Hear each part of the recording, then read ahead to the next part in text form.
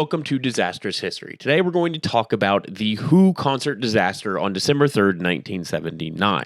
Now, if you don't know who the Who are, they are an English rock band that is incredibly popular still to this day, but in 1979 they were very popular. However, they had just lost their drummer Keith Moon, who had died in 1978, and they were in the middle of their world tour, the US leg of their world tour, with their brand new drummer. They were playing in Cincinnati, Ohio at the Riverfront Coliseum. Now, on that day, there had been so previously, the concert tickets for the December 3rd concert had sold in September and had sold out in 90 minutes. They sold about 18,300 tickets. It was completely sold out. And unfortunately, prior to the concert, it had gone around that the doors would be opening for the concert at around 3 p.m. Now, this was incredibly important in 1979 because general admission tickets went all the way up to the actual stage. So the earlier you were there, the closer you would be to the stage. So fans started lining up outside the Riverfront Coliseum at around 1 p.m. Now, as that happened, things began to develop. By 5 p.m., there were about 8,000 people waiting outside of the Riverfront Coliseum to get inside. Now, by 7 p.m., the doors still had not opened for the actual concert itself, and people outside were getting restless. And around 7 p.m., music was heard from inside the Riverfront Coliseum, which fans believed was the concert starting, despite the fact that it had not been scheduled to start until 8 p.m. So they began to push at the doors trying to get in. Police officials outside realized that this was a problem, went inside in an attempt to find ticket takers and talk to the organizers of the concert and say, hey, we have a situation developing outside. But those inside said they didn't have enough ticket takers for everyone outside. So the decision was made to only open 2 doors. What happened next is probably incredibly predictable. As they heard that music, they thought that the concert had started without them, so they began to push in an attempt to get through the only 2 open doors. What this did was cause a massive crowd crush outside the actual stadium itself, which would end up killing 11 people and injuring 26. Those 11 people ranged in ages from 15 to 27. There were 2 15-year-olds that died, one 17-year-old and one 18-year-old. The rest were 20 to 27.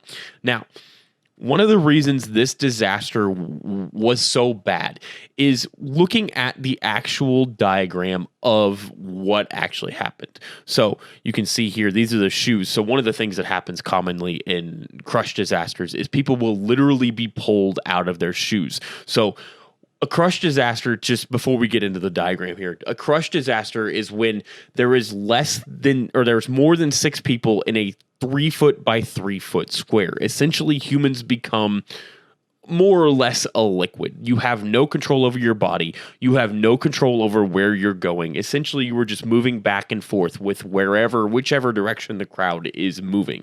And the reason that people die in crowd crushes is because it becomes so tightly packed that you can breathe in because your lungs expand, and then when you breathe out, your lungs contract, and you become so squished that you can no longer expand your chest out to be able to breathe.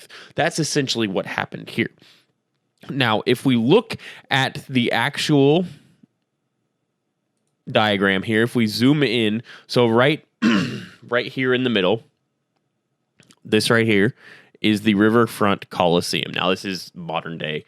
The area around it's changed a little bit, but this is the modern day. It's still relatively the same setup.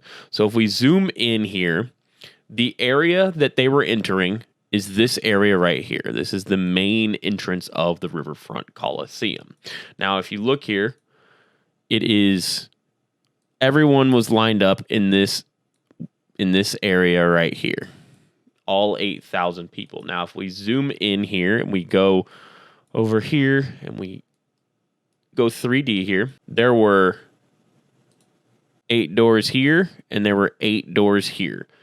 Everyone, all of these people, we're going to do green here, all of these people, all throughout this area, we're expecting all 16 total of these doors to open essentially all at the same time, which would have allowed for a relatively calm-ish entrance to the Coliseum because, again, the faster you get in, the closer to the stage you are. The Who was arguably the biggest band in the world in 1979.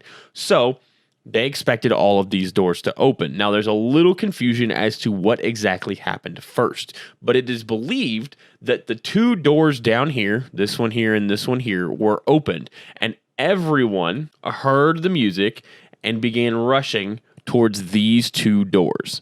Now, trying to fit 8,000 people through two doors is an absolute nightmare, especially when everyone is trying to be in there first to be as close to this band as possible. Now, at some point, at least a couple of these doors here and a couple of these doors here were broken and people began to crawl through. But by that point, the actual crowd crush had already taken hold, and essentially anyone that was back here that wasn't on the back side of the crowd had no control over what was going on, and they became crushed and struggled to breathe, which is what happened to the 11 people that were killed. All 11 died of compressive asphyxiation. Essentially, they suffocated in such a tight area that they could not expand their lungs and essentially suffocated to death standing there. And the aftermath of this disaster, the 11 families, 10 of them filed a class action lawsuit against The Who and the organizers of the concert and the city of Cincinnati himself, and ended up receiving $150,000 each. The 11th family did not settle for a class action lawsuit and received an undisclosed sum. The 26 people that were injured received separate settlements of $750,000 total, so it was split up between the 26 of them evenly.